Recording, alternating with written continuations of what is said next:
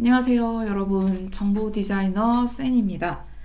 오늘은 지난 시간에 이어서 엑셀에서 만든 차트를 가지고 파워포인트에서 전달을 할 수 있는 문서를 만들 때는 어떤 과정을 거치는지를 한번 알아볼 거예요.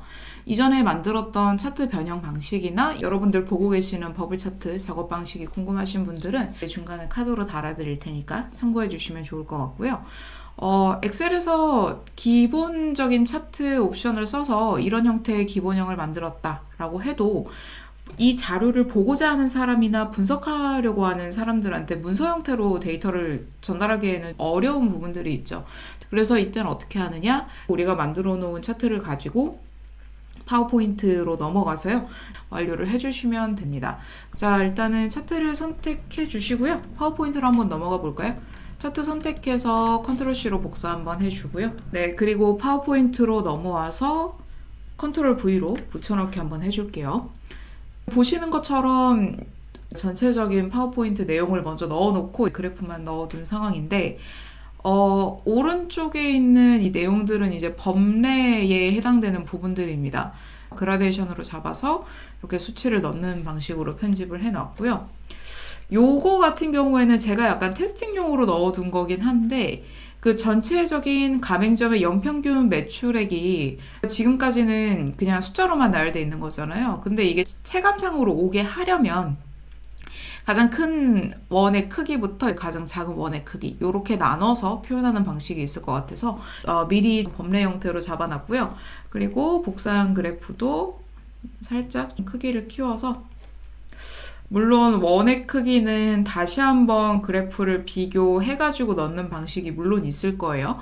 어떻게 보면 러프하게 잡아놓은 형태라고 보시면 되고 현재 이제 매출액이 가장 높은 부분이 하나당 한 4.82억 정도, 최소가 1.02억 정도가 나오겠다라고 보시면 될 것 같습니다. 그 다음에 기존에 있었던 차트 제목 같은 경우에는 엑셀에서는 차트가 왔다 갔다 할 수 있기 때문에 제가 제목 따로 넣어놨는데 파워포인트에서는 이미 문서 자체의 제목이나 출처나 이런 것들은 그냥 텍스트 박스로 넣어주시는 게 훨씬 더 효율적일 수가 있어요. 그래서 여기 있는 제목은 딜리트 키로 한번 지워주고요. 이런 방식으로 맞춰주시면 되겠습니다. 저는 실제 작업할 때는 이런 원 크기나 이런 것들 신경을 많이 쓰는 편이라서 이거 한번 살짝 잡아주고 다음 단계로 넘어갈게요. 자, 그래서 이런 방식으로 기존에 있었던 그래프만 이제 문서에 배치를 하면 끝이 나느냐. 파워포인트를 제가 엑셀과 같이 쓰는 이유가 지금 보시는 것처럼 그 차트 자체를 보는 데는 크게 문제가 없어요. 그런데 우리는 요걸 가지고 어떤 판단을 했는가를 텍스트로 전달하거든요. 지금 보시는 것처럼 제가 슬라이드 바깥에 이렇게 텍스트 형태로 적어놓은 요걸 그대로 텍스트 디자인을 바꿔서 배치해 주셔도 되거든요. 그런데 저 같은 경우에는 이런 자료들을 디자인할 수 있습니다라고 여러분들께 보여드리는 입장이다 보니까 저는 조금 더 변형을 해볼 거예요. 지금 보고 계시는 슬라이드 바깥의 세팅들은 본문 스타일이랑 이제 강조 스타일이라고 하는 텍스트 스타일이랑 그 다음에 각자 그 버블이 가지고 있는 색상이 있죠. 저희가 이제 패점률을 가지고 지금 색상들을 넣어놨는데 이 색상들에 맞춰가지고 팔레트들을 미리 만들어 놓는 편입니다. 이런 식으로 이제 적용을 해주고요. 또 이게 디자인 원리상으로 보면은 그 근접의 원리라고 하기도 해요. 그 같은 컬러를 사용한다 그러면 같은 항목에 대해서 설명하고 있구나 라고 판단할 수 있는 방식이라고 보시면 되겠습니다. 자, 그러면 내용들을 이제 가지고 와서 어떤 식으로 편집을 할 거냐 두 가지 방향으로 제가 보여드릴 수 있을 것 같은데 일단은 강조 스타일을 가지고 오고요. 처음에는 E라고 하는 이 브랜드를 가지고 이제 편집해 볼 건데 이 브랜드 같은 경우에는 컬러를 약간 녹색으로 사용하고 있죠. 그래서 컬러 스포이드를 이용해서 만약에 이렇게 브랜드명 가지고 왔는데 컬러 자체가 되게 연하잖아요. 그래서 이때는 텍스트 컬러 중에서도 색상을 따로 조정할 수 있는 기능이 있어요. 이런 식으로 조금 짙게 만들어가지고 잡아주시면 되고요. 만약에 나는 그냥 텍스트를 그대로 가지고 오겠다라고 하면 본문 스타일 가지고 오세요. 크기를 제가 조금만 키워서 갈게요. 그래서 이런 방식으로 다 긁어가지고요. 복사해주시고 붙여넣기 해주고 네, 그러면 요런 형태대로 편집해 주실 수가 있고 현재 이 개수가 적음인지 높음인지 이렇게 나눠서 편집이 가능하고요. 텍스트들 사이의 간격은 조금 더 줘볼게요. 그다음에 글머리 기호도 한번 넣어보도록 하겠습니다. 녹색 계열로 제가 만들어 놓은 걸로 하나 넣도록 할게요. 그래서 이런 식으로 살짝 줄여주시고 공격적 마케팅을 시도할 가능성이 높다. 이렇게 잡아주시면 되고요. 만약에 여기에서 나는 이 부분에 있어서는 설명에 해당되는 부분이기 때문에 나는 더 강조하고 싶다라고 하시면 이 브랜드라고 하는 글자 자체를 두껍게 잡았잖아요. 그래서 그냥 배경을 바꾸는 식으로 편집해 주시는 것도 나쁘지 않아요. 뒤에다가 이렇게 그냥 박스 하나 그려주시고요. 그 다음에 여백은 조금 만들어 주시고 그 다음에 뒤로 넘기면 이런 방식으로 편집도 가능하거든요. 그래서 텍스트 자체에다가 뭔가 강조를 두기에는 무조건 이제 빨간색의 두꺼운 텍스트를 넣는 것보다는 이런 방식으로 편집을 해주시는 게 더 나을 수 있습니다. 자, 그러면 이 브랜드에 대한 설명은 이런 방식으로 편집을 했는데 그냥 텍스트 자체를 나열하는 식으로 편집한다 그러면 뒤에 이런 기준들이 사실 평균에 비해서 높은지 낮은지를 보여주는 방식이죠. 최종적으로 이렇게 할 가능성이 높다라고 여러분이 이렇게 설명해 주는 거예요. 그래서 높은 매출 바탕으로 공격적인 마케팅을 시도할 가능성이 이제 높다. 가지고 있는 매출액이나 이런 게 많다 보니까 앞으로 이렇게 할 수 있다라는 거죠. 그러면 이런 방식으로만 편집할 수 있느냐?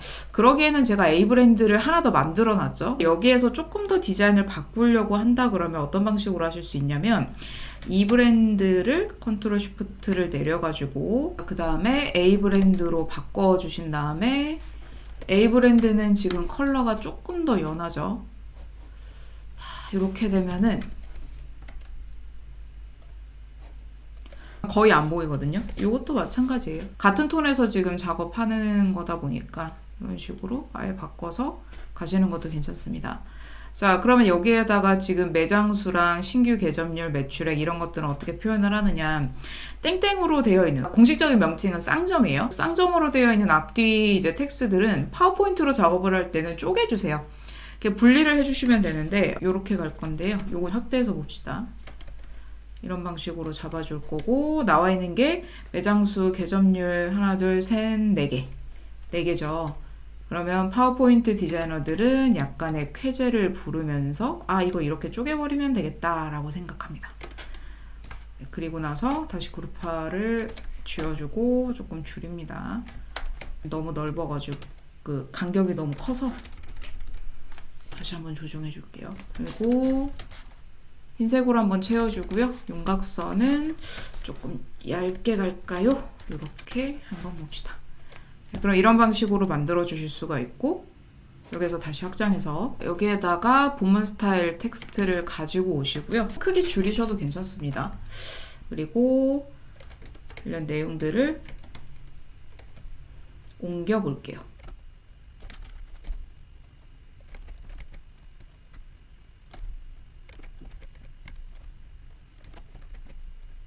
네, 이런 식으로 4개를 쪼개서 갈 수가 있고요. 그 다음에 숫자들의 경우는 사실 강조를 많이 하는 편이기는 해요. 단위가 조금 크다 그러면 이런 방식으로 줄여서 편집해 주실 수가 있고요. 그 다음에 숫자 크기를 좀 키울까요? 이렇게 잡아주시고 매장 수는 이렇고 낮추긴 해야 되겠네요. 그래서 이런 방식으로 잡아주시고 그 다음에 끝 지점에 조금 더 맞춰서 편집해 주시면 됩니다. 아마 이 매출액은 한 2억대로 나오지 않을까 싶습니다.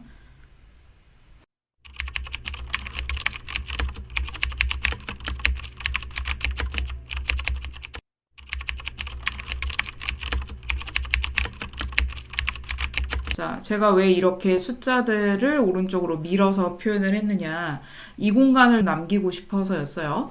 지금 각자 브랜드별로 현재 이 수치가 물리적으로 나와 있는 숫자들이 1577이라 그러면 이게 평균 대비해서 높은 건지 낮은 건지 잘 안 보이거든요. 그래서 이런 것들을 파워포인트에 문서로 표현한다 그러면 그 딱지라고 그래서 이게 뭐 높은 건지 낮은 건지를 약간 작은 도형들을 이용해서 쓰는 경우들이 있어요. 예를 들어 지금 어떤 곳은 많고 어떤 곳은 높고 이렇게 표현이 되어 있는데 그냥 수치 기반으로 높다 낮다 정도만 표현해 볼게요. 그래서 둥근 모서리로 이제 하나 그려주고 요거를 그냥 오른쪽으로 싹 밀어요. 그러면 이런 방식으로 하나 나오죠. 하나는 높음이고 하나는 낮음이고 여기서 보시면 중간도 하나 있습니다. 그죠? 내가 원래 아는 그냥 컬러대로 뭐 특정 구간은 붉은색, 특정 구간은 파란색으로 두겠다 그렇게 가셔도 되고요. 근데 지금 저희가 높은 값들은 파란색을 따라가고 있거든요. 그래서 여기에서는 아예 그냥 느낌이 다른 컬러로 잡아주셔도 괜찮아요. 예를 들어서 보라색 계열을 높음으로 하나 잡고요. 그 다음에 낮은 수치를 그냥 노란색 계열로 한번 잡아봅시다.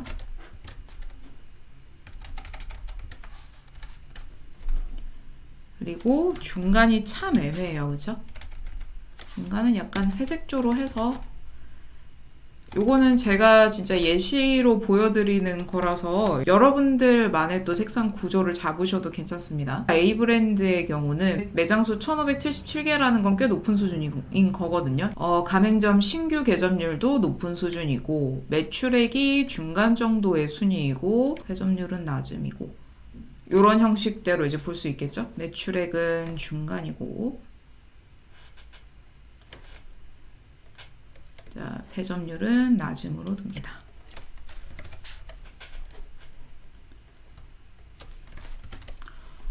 네.